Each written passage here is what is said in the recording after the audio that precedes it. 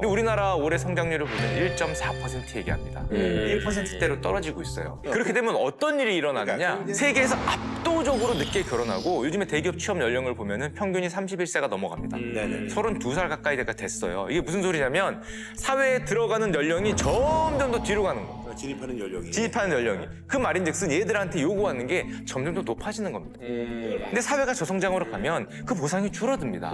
그러면 이미 나이는 30대 가까이 되고 30대 넘어가고. 서울 동대문구 60대 남성이 흉기 난동을 여성 벌였습니다. 20명을 살해하겠다고 한 교사를 흉기로 찌르는 사건이 벌어졌습니다. 다음 소식도 흉기 사건입니다. 아무나 죽이려고 했다. 이렇게 진술했기 때문에 그렇지 않아도 폭력성이 강하고 나도 분노가 가득 차 있던 누군가가 보고 "헉, 나도 저렇게 하면 뉴스에 나는 거야? 나도 저렇게 분노를 표출할 수 있는 거야? 라고 그 자체가 일종의 트리거가 돼버릴 수가 있는 거죠. 그렇지. 근데 이게 사건이 연이어 딱딱 터지게 되니까 사람들이 이제 야 이거 이제 일상이 되는 거 아니냐 걱정된다. 야, 근데 이게 사실 진짜 일상생활에서 진짜 많은 분들이 이제 공포감을 좀 느끼시는 것 같아요. 좀 무서워요. 왜냐면 저도 이제 지하철을 탔는데 아저씨, 근데 이제 좀 어르신인데 그 가방 백팩에 신문지로 싼 긴 원통 같은 게 딱 들어가 있는 거예요. 백팩이 살짝 열려서 갑자기 약간 공포감이 있었고 왜냐면 이게 이 안에 뭔가 들어있을 것 같아요. 그 형태가 그래갖고 좀 거리를 좀 두고서 걸어갔어요. 혹시 몰라서. 한 PC방에서 30cm 정도 된 흉기를 우산에 숨긴 채 PC방에 찾아간 60대가 경찰에 붙잡혔습니다. 아이고야, 시칼이네. 아이고, 큰일 날 뻔. 오늘 엘리베이터 타는데 자꾸 제 뒤에 누가 있는 것 같은 거예요. 저기 한 2m 정도 뒤에서. 근데 안 오시는 거예요, 일로. 엘리베이터를 타려고 하는데. 타려고 하는데 저 뒤에서 이렇게 보고 계시는 것 같아서 엘리베이터가 왔는데 제가 안 탔어요. 근데 이분도 안 타시는 거예요. 뒤에서 이렇게 뭐 할 수 있다고 생각하니까 근데 뒤를 또 쳐다보기에는 또 이상하잖아요. 눈 마주치고 그럴 것 같아서. 그거 어떻게 됐어, 그래서? 계단으로 갔어요. 계단으로 가면 설마 계단으로 오진 않겠다. 아이돌 영상을 보던 외국인 팬들의 환호성에 놀라 수백 명이 대피하는 소동이 벌어졌습니다.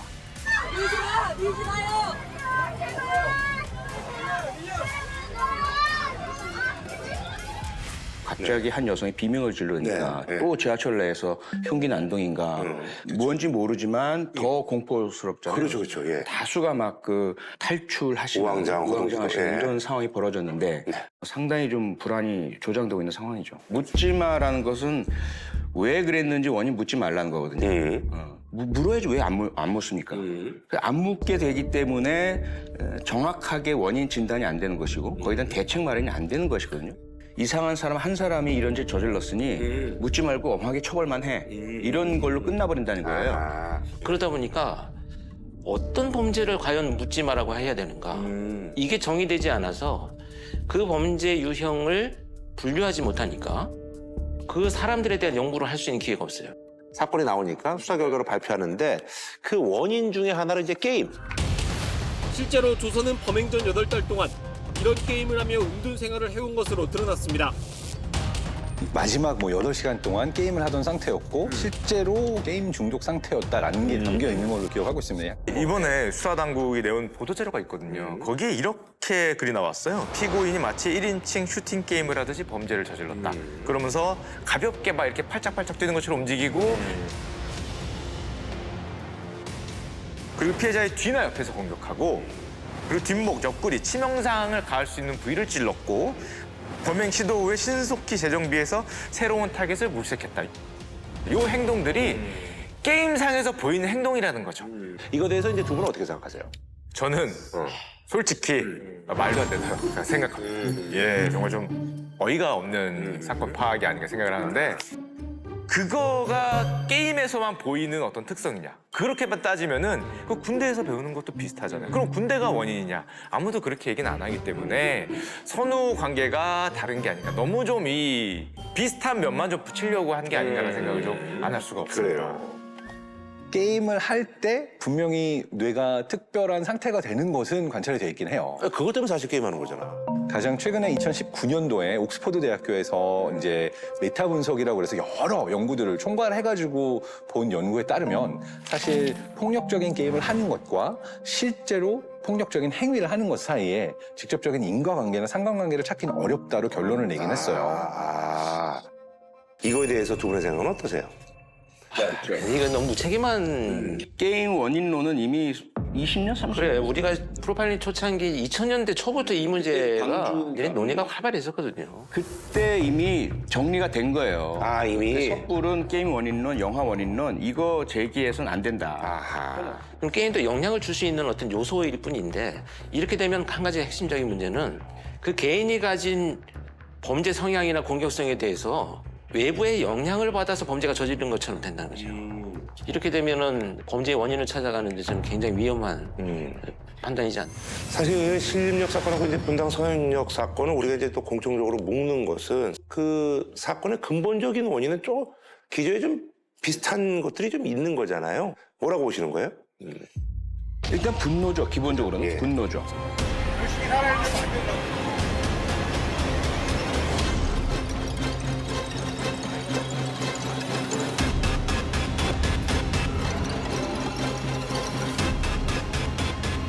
그 분노라는 공통 분모 속에서 조선 같은 형태의 어떤 인식과 태도를 가지고 있다가 터뜨리는 경우가 있는가 하면 최현정 같은 그게 어느 정도의 어떤 정신과적인 장애가 영향을 미쳤을지 모르겠지만 분노를 가지고 있는 상태에서 그런 망상적인 요인이 또 하나의 작용을 했다라고 보시는 거예요. 사실 정신장애가 있다고 해서 모두가 범죄를 저지르고 위험하다는 표현은 절대 아니에요. 근데 그가 가진 감정의 분노가 어떻게 왔고 여기에서 우리는 원인을 좀 찾아야 되지 않나.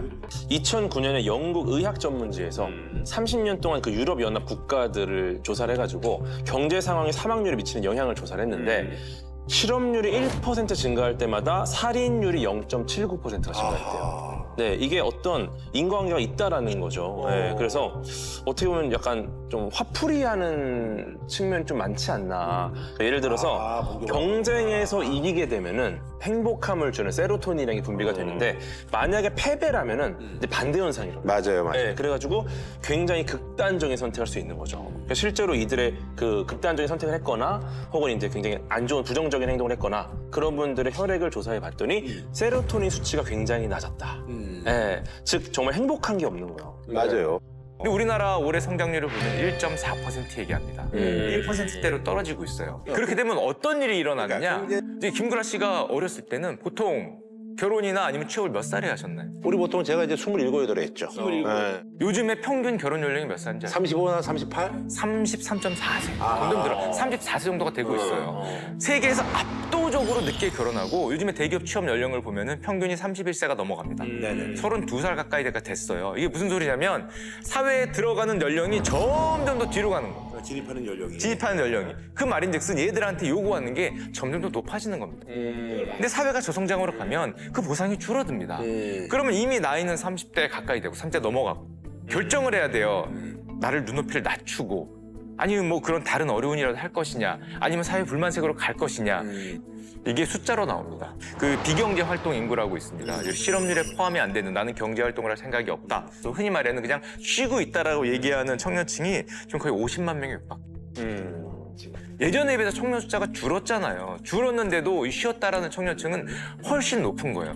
그렇게 되면은 당연히 차세대 불만이 쌓이게 되고 이들이 어떤 행동을 하게 될지가 이제 좀 불안해지는 거죠. 이 세대들의 이 사회 진입을 좀 당겨야 돼요.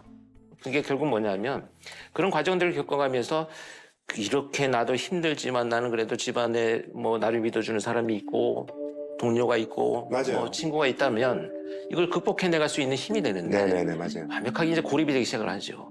여기에서부터 이제 사회적 배제감이 느껴집니다. 이게 제가 굉장히 사회학에서 표현하는 이 사회적 배제감이 중요하다는 의미가 상대적 박탈감은 눈에 보일 때 드러나는 감정들인데 배제감은 어차피 나는 이 사회에서 할 수 있는 기회가 다 박탈되었어.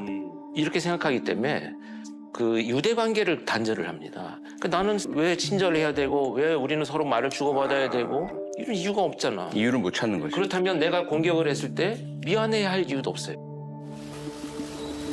범행 왜 하셨습니까? 반성은 안 하십니까? 죄송합니다. 유족들한테 한마디만 해주시죠. 죄송합니다. 죄송합니다 말고 하실 말씀 없으신가요? 너무 힘들어서 저들었습니다. 그 2000년대 초반에 영국 사회에서 사회적 배제 국이라는 부서를 신설하는 거예요. 그런 사람들 중에 일부가 사회를 향해서 결국 복수를 할 수도 있다.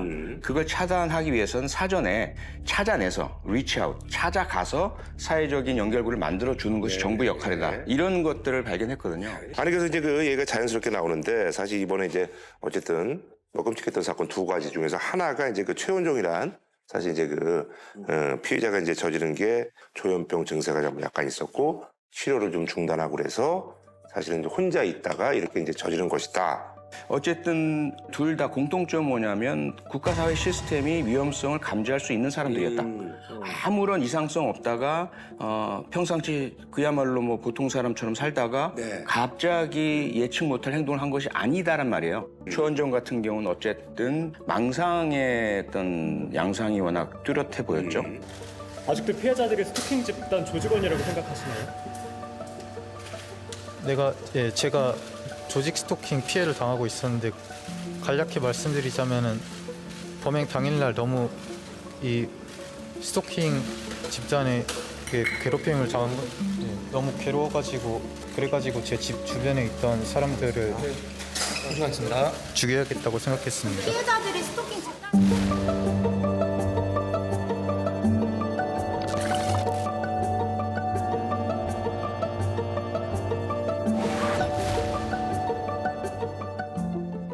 근데 여기서 이제 우리가 좀 조심해야 될 게 사실 조현 증상이라고 하는 것이 굉장히 폭이 넓어서 그 증상을 경험하고 있는 모든 사람들이 이런 범죄를 저지르는 것도 아니고 그는 진짜 아주 특수한 케이스라고 볼 수는 있는데 이 케이스가 사실 정신과 의사 선생님들의 얘기를 들어보면 치료가 가장 어려운 케이스 중에 하나라고 해요. 그래요?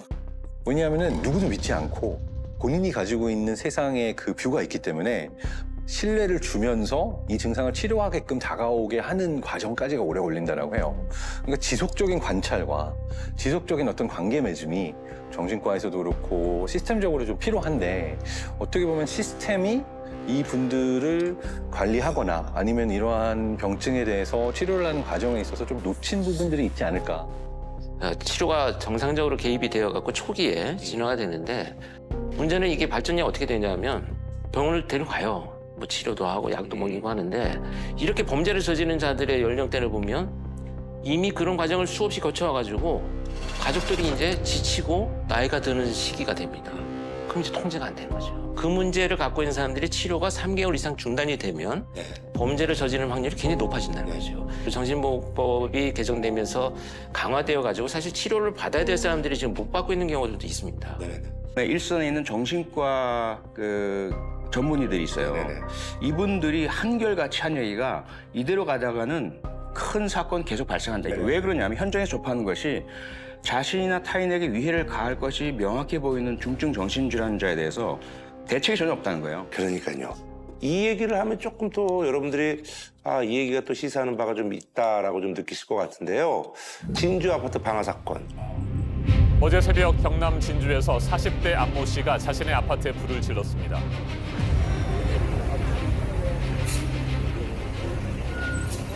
그리고 놀라서 대피하는 이웃 주민들을 향해 흉기를 무차별적으로 휘둘렀습니다.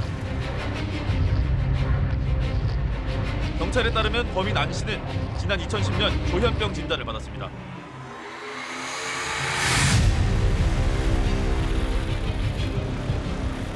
하루도 안 멀다고 불이익을 당해오고 뭐 이러다 보면 화가 날 대로 나오고 그거 좀 조사 좀 해주십시오.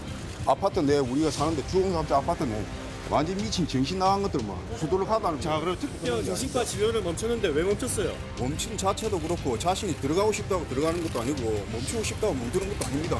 본인이 조현병 앓고 있는 건 알고 계세요? 자신이 병이 있는 건 아십니까? 여전히 많은 국민들의 뇌리 속에 남아 있으리라 믿고요. 많은 분들이 충격을 받으셨던 사건이죠.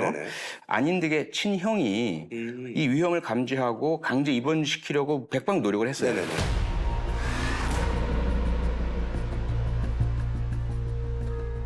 보통 때도 대화가 안 될 정도의 환자입니다.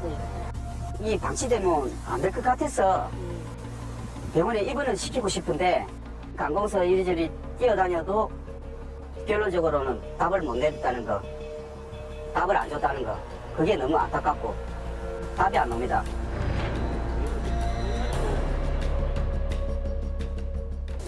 엄마 일인장을 받아오셔야 돼요. 그게 안 되니까 하는 말 아닙니다. 저희 절차가 그래요. 그런데 우리 정신보건복지법상 요건이 안 된다는 이유로 다 거절을 당해서 친형임에도 불구하고 일단 가족 2사람 이상의 동의, 그다음에 서로 다른 의료기관에 있는 2명 이상의 정신과 전문의의 진단, 이게 요건인데 그거 충족시키기가 너무 어려워요. 제 친동생이지만 우리 가족들 모두가 사연까지도 동의할 마음이 있습니다. 지금 현재 마음은. 피해자분들한테 너무 죄송스럽고 형이라는 이유로 저도 피해자입니다. 이때까지.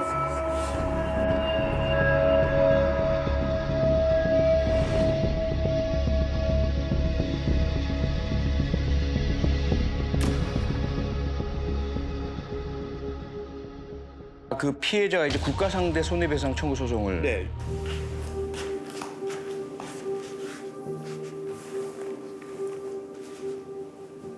나갈 수 있었지요. 신고를 제가 나온 것만 해줄 뿐이지. 수십 번 해요. 그 사람 말고라도.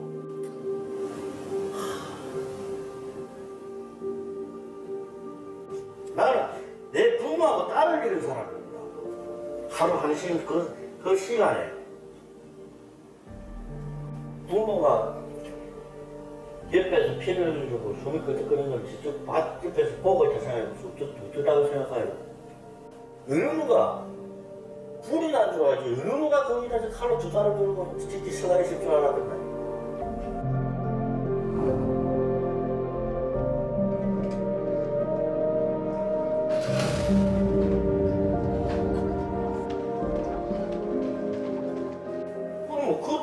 그때 조치만 해서도 약을 처방하면 정신병 약을 한 달만 약을 있어도 잠을 만들었어도 안 잡아도 된다. 그냥 치료하게끔만 저거 만들어줬어도 사건 안 일났지. 그게 때문에 하는 일은 제가 좀 편하게 좀 살고 싶다. 아이고 참말로 썩어 죽겠네. 그래서 외국의 사례를 봤더니 호주에서 CTO라는 제도가 있습니다. 커뮤니티, 지역 커뮤니티죠. 커뮤니티에서 트리트먼트, 치료를 하는 오더, 명령 시스템인데 만약에 문제가 생기면 우리 모두를 보호하기 위해서 자, 지역 주민들, 그다음에 경찰, 뭐 정신과 전문의 이런 다양한 전문가들이 모여서 강제 입원을 할 수 있어요. 저 사람을 우리가 서로를 보호하기 위해서 자신도 보호하고 우리를 보호하기 위해서 강제 입원을 시키자. 한국 경찰 같은 경우는 출동해서 할 일이 없어요. 일어나지 않은 범죄로 처벌할 수는 없습니다. 지금 일어나고 있는 범죄들은요. 공동체적 대응을 하면 충분히 저는 예방할 수 있는 많은 단서들이 분명히 있습니다. 그리고 쉽게 얘기는 하지만 사실 이게 쉽게 말하면 선진국병이잖아요. 이 심각한 빈부격차라든지 사회에서 어떤 개인들을 챙겨주고 하는 문제가 말은 쉽지만 현실적으로 이게 쉬운 과제가 아니잖아요. 생물학적으로 보게 되면은 인간이 다른 유인원에 비해서 특별한 점이 있습니다. 그 뭐냐면은 침팬지 같은 경우는 아이를 한번 낳잖아요. 다음에 아이를 낳을 수 있으려면 6년에서 8년이 걸려요. 되게 어려워요. 왜냐하면은 이 새끼를 키우는데 얼마나 많은 노력이 들어가요. 그러니까 6년, 8년이 지나야 다시 아이를 낳을 수가 있는 거지. 그 전에 이렇게 낳을 수가 없는데 호모사피엔스가 좀 특별한 게 낳자마자 1년, 2년 만에 바로 또 새끼를 가질 수가 있는 거예요. 근데 이렇게 진화할 수 있었던 장점은 인류가 굉장히 빠르게 팽창하면서 전 세계로 퍼져나갈 수 있는 데 도움이 됐는데 이게 가능하려면 한 가지가 꼭 필요한 거예요. 아이를 키우는 거는 한 가족이 혼자 키우는 게 아니라 동네 전체 같이 키운다라고 하잖아요. 부족사회 같은. 그렇죠. 공동 육아가 필요한 거예요. 그래서 인류 진화 자체에서 우리가 핵가족화가 되면서 내 새끼만 챙기는 게 정상이 아니라 인간의 경우에는 우리가 이웃도 동네 전체도 서로를 챙겨주는 메커니즘이 있어야 우리가 정상적으로 클 수가 있는 것인데 사실 그러한 어떻게 보면 인류가 진화했던 근본에서 지금의 사회가 벗어나 있다라고도 볼 수가 있다 생각이 들어요.